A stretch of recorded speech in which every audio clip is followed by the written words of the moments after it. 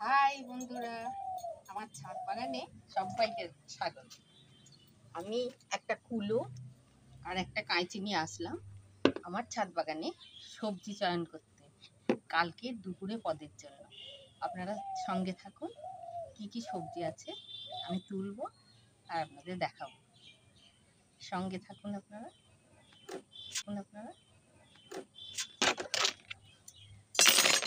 ছিল কাল বিশাল আকার একটা ফুটবে ড্রাগনের, ওই দিকটা রয়েছে।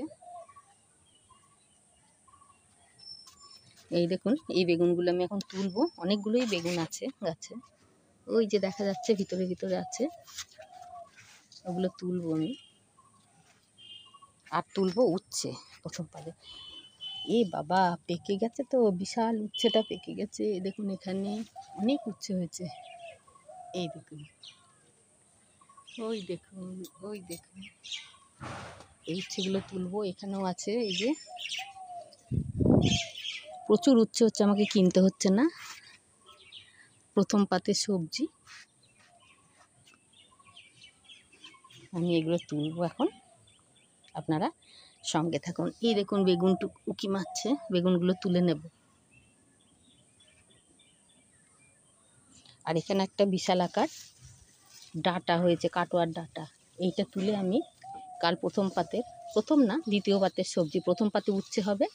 আর এই দেখুন গ্রো ব্যাগে ডাঁটাটা জল পেয়ে বীজ হয়ে যাচ্ছে, আর মিষ্ট তো থাকবে না, সেই জন্য এই বীজগুলো আমি সংগ্রহ করে রাখবো।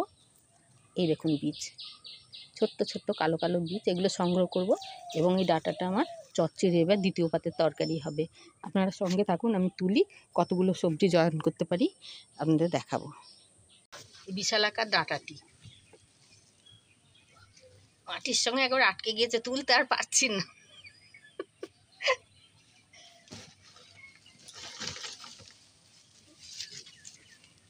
এই দেখুন, এটা কাটোয়ার ডাঁটা, বিশাল আকার হয়েছে, আমার সবজি হয়ে যাবে। আর এই কচি কচি পাতাগুলো শাক রান্নাও হবে, এগুলো আলাদা করে রাখবো। আর এই যে বীজ হয়েছে, এই যে বীজ, এই বীজগুলো রাখবো সামনের বছরের জন্য। খুব মিষ্টি ডাঁটা, এর সাথে কুমড়ো লাগবে, ঝিঙে লাগবে, বেগুন, আলু দিয়ে। এই দেখুন, এটা কাটোয়ার ডাঁটা, বিশাল আকার হয়েছে, আমার সবজি হয়ে যাবে।